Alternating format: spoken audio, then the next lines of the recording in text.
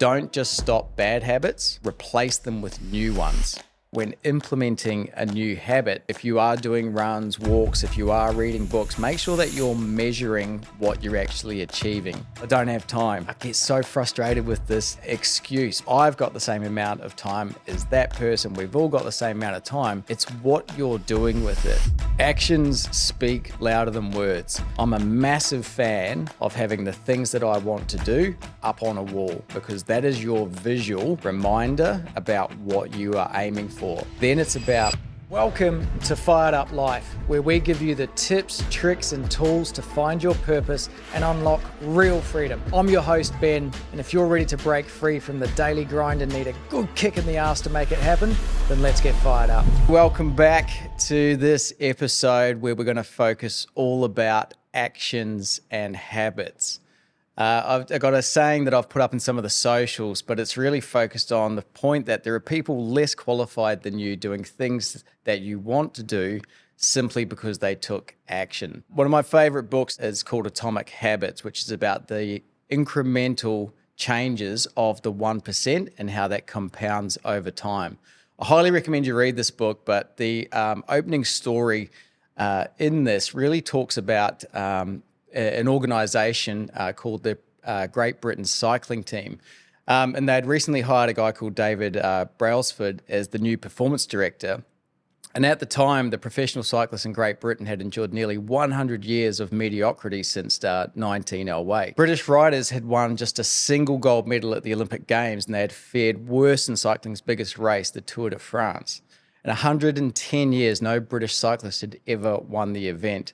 In fact, the performance of the British riders had been so underwhelming that one of the top bike manufacturers in Europe refused to sell bikes to them because they were afraid that it would hurt the sales if other professionals saw the Brits using their gear.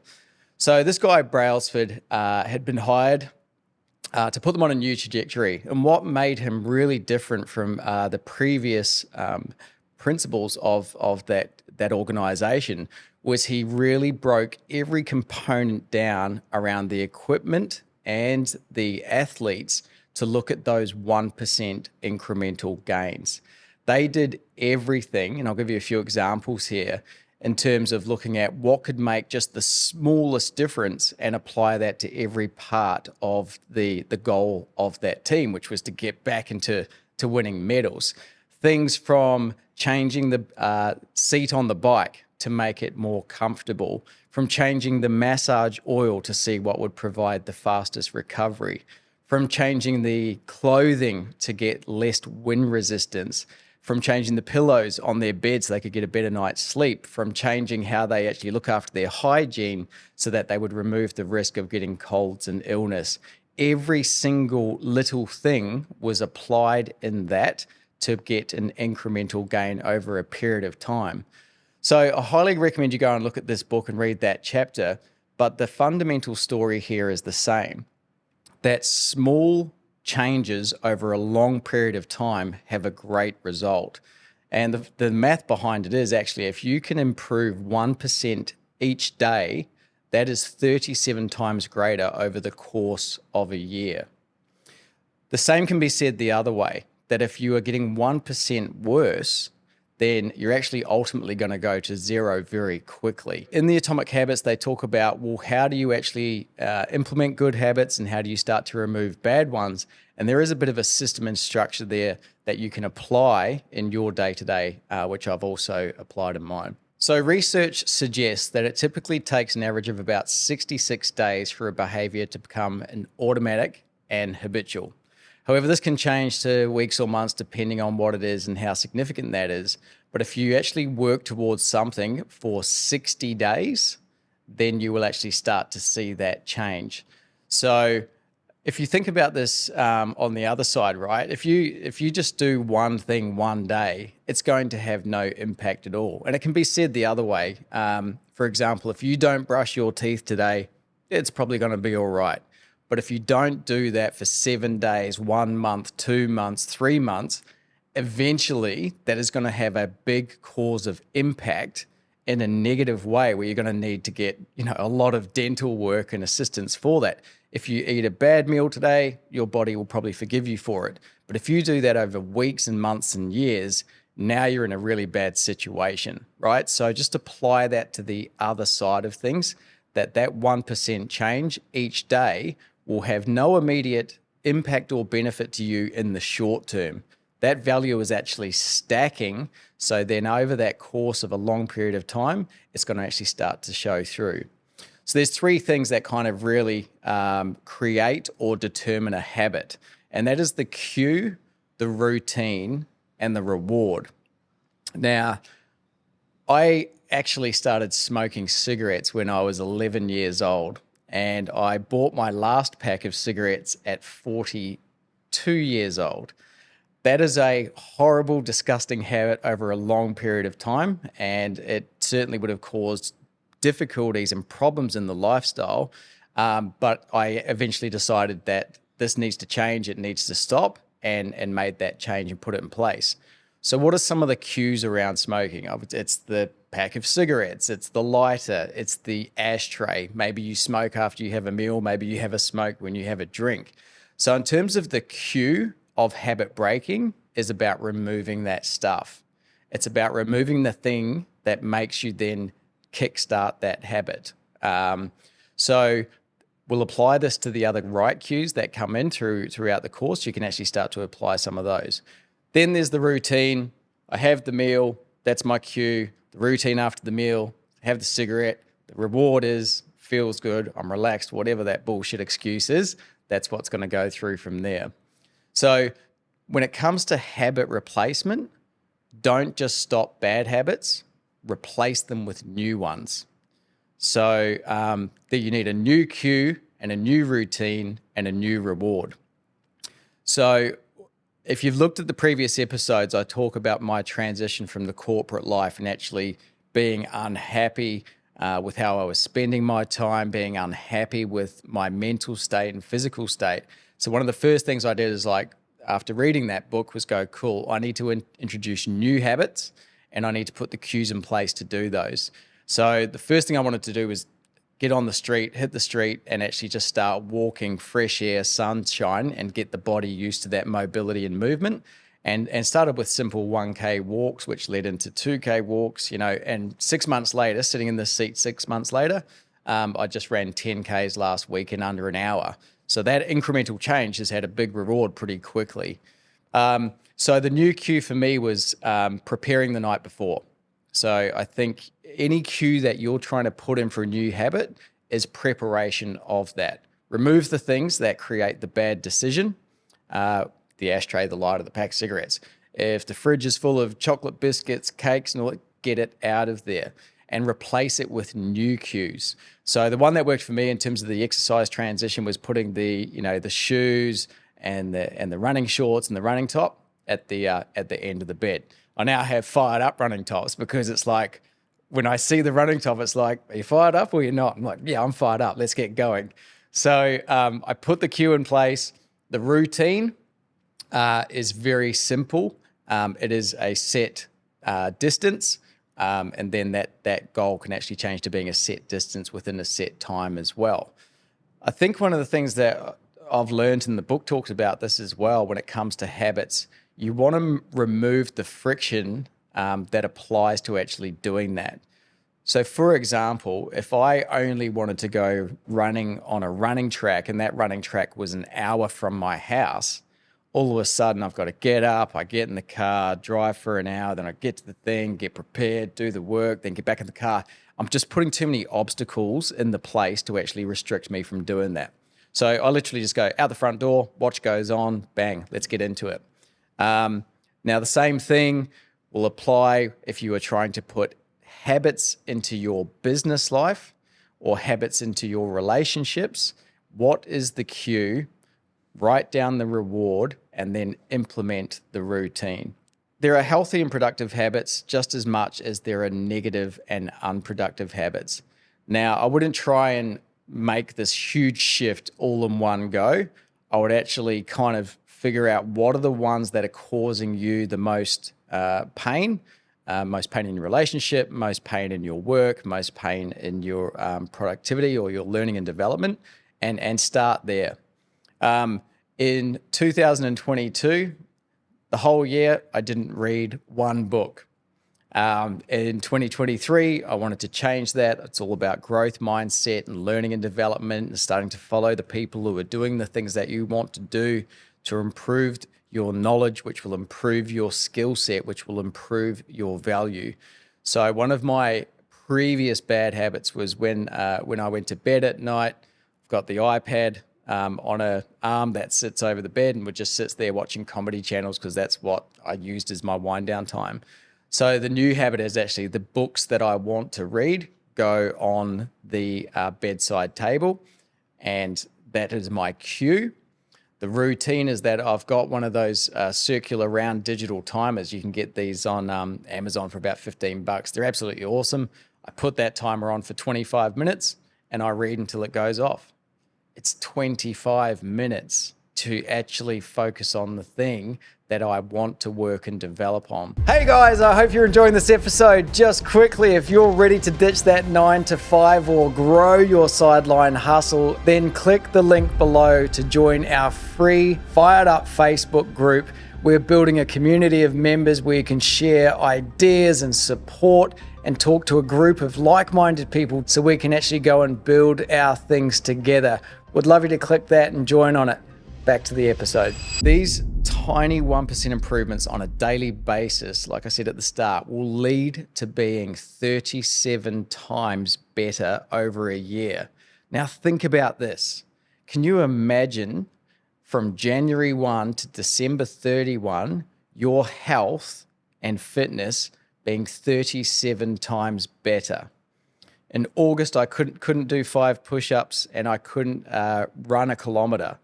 We're in April now, the end of April now, 100 push-ups a day, no problem. 10K runs a day, no problem as well. It's the incremental changes. I think I've gone from being unfit and unhealthy within 6 months to being fit and healthy. So it does happen quickly, but only on reflection, right? When you look back on it, it's like, that worked and that worked really well. And the results start to show through after months of that work. But in week 1, week 2, month 1, month 2, after putting these habits in place, you're going to look in the mirror or you're going to have a self-discussion and go, where's the change? It's not working. I'm putting the effort in and it's not happening and I'm not seeing the results. And then all of a sudden, that goal tomorrow to get up and do the 5K run, what's the point, right? I'm not seeing the results. So goals are good, and I very much talk about having goals for what you want to do, particularly on an annual basis, because that's the vision, that's the destination. But as the Atomic Habits talks about, it is the systems and discipline that are going to get you there. So it's just putting those in place and doing them. And if you do it consistently, then the results will show. Let's make it attractive. One of the things I think about when implementing a new habit is obviously you should be measuring. So if you are doing runs, walks, if you are reading books, make sure that you're measuring what you're actually achieving. Because again, when you look back at that over 3 months, you can sit there and say, wow, I had no idea I'd be able to do 4 books in 3 months. I had no idea I'd be able to actually achieve 100 kilometers on the road in 3 months, that I wouldn't have eaten takeaway meals in 3 months. So you want to be able to measure it so you can actually go back and actually look at the progress that you're making, which will give you that validation of the reward that you're seeing. Putting rewards in place for yourself. So if you hit these milestones which you've put in, what is the reward for that? Maybe it's dinner with the wife, boyfriend, or girlfriend. Once you hit 100 kilometers on the road, get yourself a pair of new shoes. We need to put those rewards in place because that is the satisfaction layer and guideline that will help you get there. Remove all of the friction. Like I said, having to get up and drive a long distance to go to a gym, to book a treadmill and get changed and get out and have a shower. You want to make it as easy as possible to do the work that you need to do. Myself personally, I don't have a gym membership. I literally have the weights and the resistance bands at my house. So from the cue to do the exercise to doing the exercise, it's 60 seconds. Now I understand everybody may or may not be able to do that, but always find the way to remove that friction. It may be the fact that where you work might be a gym close by. So then do the gym in your lunch break instead of having to do it first thing in the morning or after work as well. Keep the habit tracker and record it visually. Think about things. Maybe you want to take progress pics. Maybe every time you achieve that goal, you're actually putting something away. It could be a monetary value, putting away some money so that once you hit those things, you can actually reward yourself with a holiday or some sort of gift or anything else like that. I think one of the things that does work for people, and it's good advice for me, and maybe it'll work for you, is to bring an accountability partner into the mix, because some people are more inclined to let themselves down than other people. So if your friend is waiting down there on the street corner to meet you for that morning walk or run, you're going to want to show up and you're going to want to be there. You're going to want to talk about the results that you have both had. You're going to talk about the reasons where little obstacles might have got in the way and how you overcame them. The accountability partner can be a really big help as well. So now that you've defined the habits that you want to break and the new habits that you want to implement, start to put those cues in place and actually start to reiterate the routine after the cue and put the reward mechanisms in there as well. One of the things in my household, young kids, they all love their chockies and their junk food. One of the most simple things we could do is actually just take that stuff out of the refrigerator in the cupboard. If it's not there, you can't have it. If you are doing things that you don't want to do, have that sticky note or the bit of paper on top of it, which actually reminds you, hey, you sure you want to do this, or don't do this? This is not part of your plan or your goal. Set reminders on your phone, set reminders on your watch. Put the blockage of time in place in your calendar so that everything starts to come into a routine, because the plan without actions, without the discipline and the consistency, end up nowhere. I'm sure you are aware, either within yourself or other people around you, that these little bad habits, if you look back at someone who has done that over 10 years, 15 years, 20 years, the significance of that downward trend and that impact will catch up. And it's particularly prevalent when you talk to older people, because they always go back, I was doing this for 30 years. That's why I'm dealing with this problem now. Look at a longer term horizon. And I know that this is always harder for younger people, but instead of looking at next week, next month, next year, start thinking 10 years, start thinking 20 years. That time is going to come. Those days will come. And whatever you're doing now, that trajectory will be a compounding interest of your behavior and actions over time. Same as the other way. The trajectory of downward impact and implication will happen over a long period of time. So start looking at longer time horizons and doing the small thing consistently day in, day out for that progression. One of the things that I used, and there's a lot of this stuff out there, but it's actually called the routine journal. Now, this thing is just a daily worksheet, which has on there, my goals, today, what am I grateful for? What's the positive affirmation today? In terms of self-development, what am I going to do? Am I going to read? Am I going to podcast? Am I going to journal, meditate, create something? It's got some breathing work in there. It's got a top 5 to-do list, appointments that must be done, meals and water, positive habits, exercise, and very simple for you to complete something like this.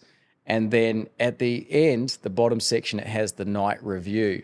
So you're actually starting a day with the right routine and you're ending the day with a review of that routine. So in this example here with this book, which I use, write down something great that happened today. How could I have made today better? What's the wake up time tomorrow? What's tomorrow's breakfast? And what is the number one goal I need to complete? And I found that super, super useful as a way of kind of keeping myself on track. And then eventually maybe you don't need something like this, but if you are at a stuck point of like, what is the, tips, tools, and techniques, this is one of those that I can highly recommend. At the end of every week, it's got a 7-day review.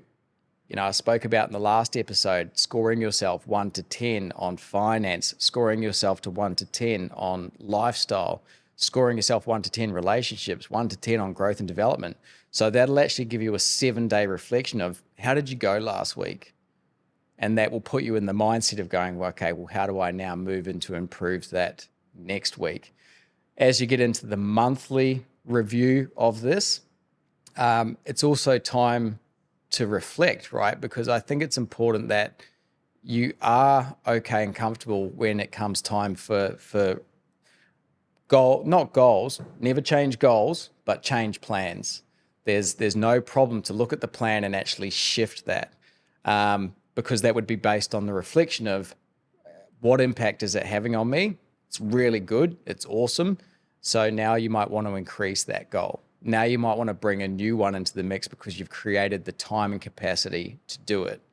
Maybe you've put a goal in place or a plan in place to spend more time with friends and your kids or your wife and partner.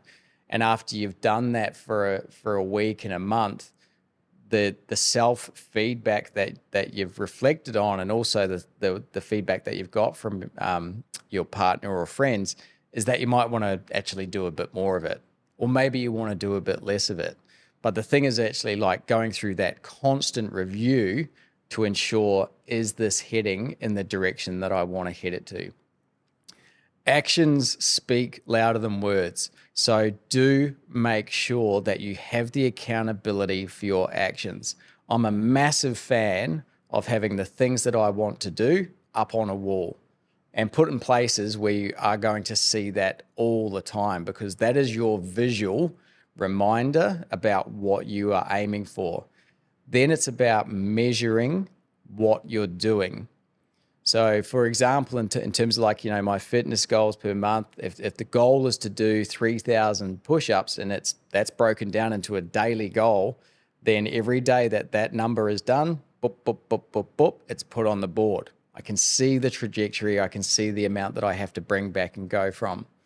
Other kind of recommendations that I would suggest for this type of thing is it's all over YouTube and everywhere else, but go and look at the daily routines and habits that can be applied. I was talking to some people last week and they're like, hey, seen the podcast, this is really good. I love what you're saying, but I don't have time. I get so frustrated with this I don't have time excuse, because I've got the same amount of time as that person. We've all got the same amount of time. It's what you're doing with it and putting that back into that micro dose of actual action and activity. Everyone can do it. It's not about running a marathon next week and trying to have a big 10% gain of where you started today. It's the 1%. It's the 1%. We'll talk about this in later episodes, because that actually compounding 1% applies very nicely into your financial health as well. We talk about how we can actually improve the business 1%. How can I improve my retirement fund 1%? How can I return or improve my investment gains 1%? So we'll start to dig into that a bit further later as well. But the 1% is so easy, because if you are doing that, 2K run, what's 1% more? It's nothing. Just look ahead, look at the next lamppost and make it to there. Then look at the next lamppost and make it to there. The $5, $10, $50 savings might not seem like a big deal, but if you tuck all that away over 2 or 3 years and then go back and look at it, it is a significant deal. If you are, drinking too much and you want to actually replace that habit, or you want to pull back on the drinking or even take a break from the drinking, good news, non-alcoholic beer exists, right? So you can actually come back from work on Friday or whenever it is and have a couple of beers, and it doesn't have the alcohol in it, because we know that the alcohol will then start to, inebriate, then bad, poor decisions start to come into play. Then you don't feel good in the morning, then you're sluggish and everything else. So when it comes to habits, look at the alternative. Look at the alternative of the habit. If you're watching too much Netflix, Cool. Don't stop that. Maybe reduce that. But watch Netflix while you're working out. Watch Netflix whilst you're doing something productive at the same time. So that's your reward versus habit change mechanism. Tackle them in small chunks. You're not going to be able to go from being this person to a completely different person next week. So you're going to have to actually break that down into chunks. And I would start with the stuff that is upsetting you most first of all. The stuff you've been thinking about it for a long time and you just don't seem to put it into action. One last tip at the end of this episode. These timer things, you can buy these online. They're about $15 or something. And you can literally change the timer up on there, up and down. I use this every single day and it's a good new habit for the I don't have time bullshit that you're talking about. So you can literally, depending on whatever it is, just start with 5 minutes. Pick up a book, push start, read it for 5 minutes. Push start, do the exercise for 5 minutes. Feel like you want a cigarette? Push start, think about it for 5 minutes. And what you'll actually notice is that you can actually apply these things, and that just small pause or break or deep work focus for a short period of time becomes easy. And then you can start to crank the time up.